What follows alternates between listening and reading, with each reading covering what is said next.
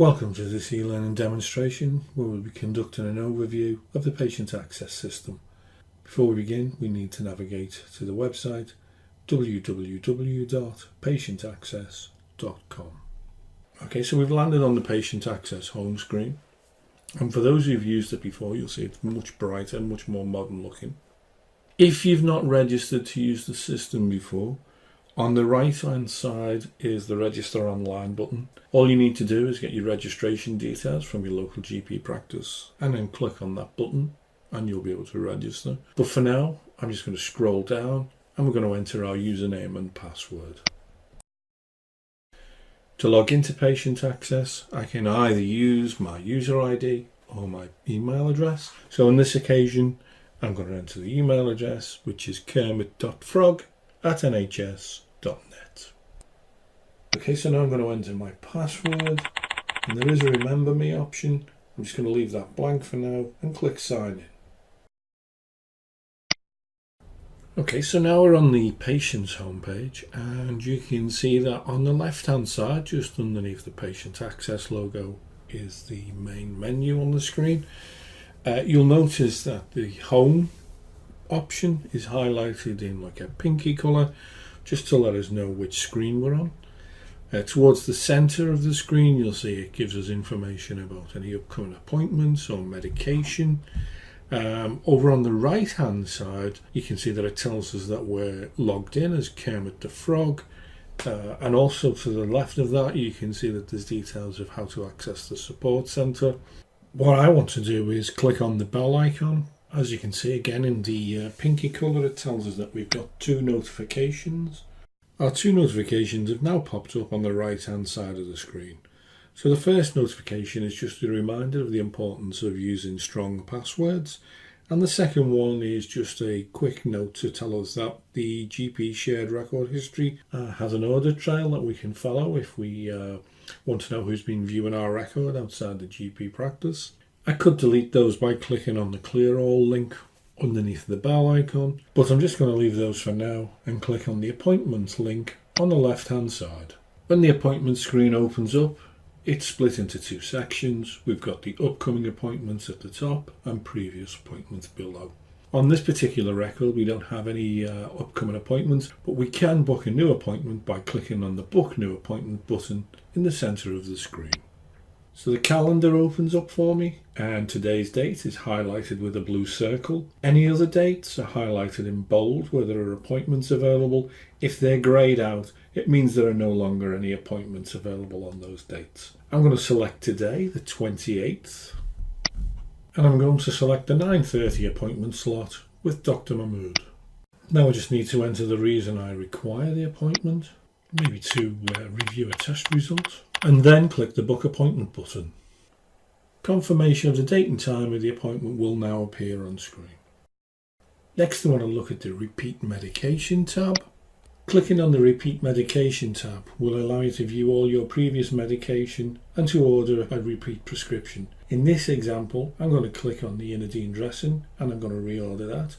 So I just click on the plus icon and click the Request button. Then all I need to do is just type in a short reason why I'm requesting the repeat prescription.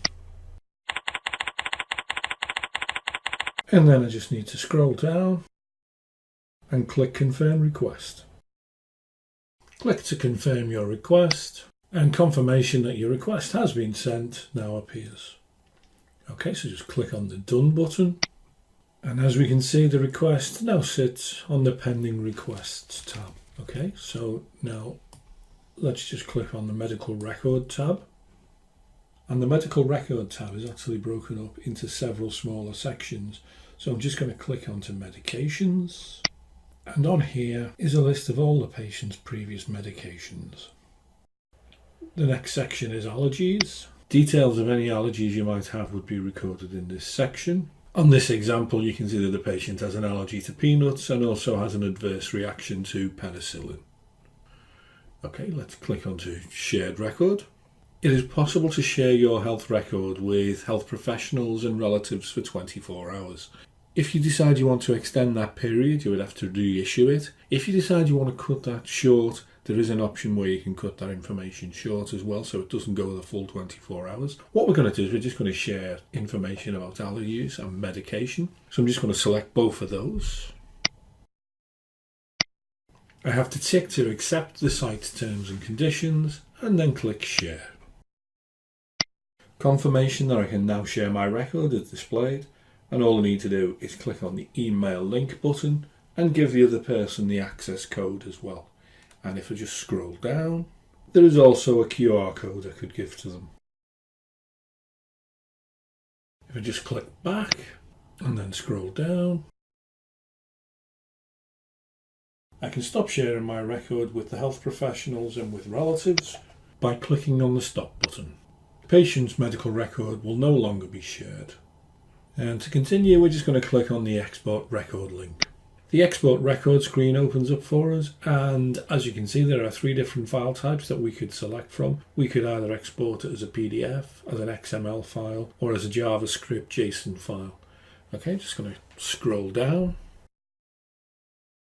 All I need to do is just select the format that I want to export it in, either PDF, XML, or the JSON file type, and then just click on the export button. To move on, I'm just going to go to the GP Shared Record History link. The GP Shared Record History screen will show you details of anybody who has accessed your shared record within the last 12 months. The screen shows us that nobody has accessed this patient's record within the last 12 months. So I'm just going to move on to messages. When the messages screen appears, any previous messages will be displayed. In this example, you can see there is a medication request. To write a new message, we just need to click on the Write New button. A warning message confirming that the service is for non-urgent inquiries appears in blue at the top of the screen. To begin, we just need to click into the subject field and we need to enter our subject. In this example, I'm just going to say that we require a medical fit note and click into the recipient field. From the list of available recipients, I'm going to select Chris Hendry and then click into the message field. And then I just need to type in a short message, remembering that this is for non-urgent inquiries, and click the send message button. Confirmation of who the message was sent to, the date and time it was sent, and the message details will now appear on the messages screen.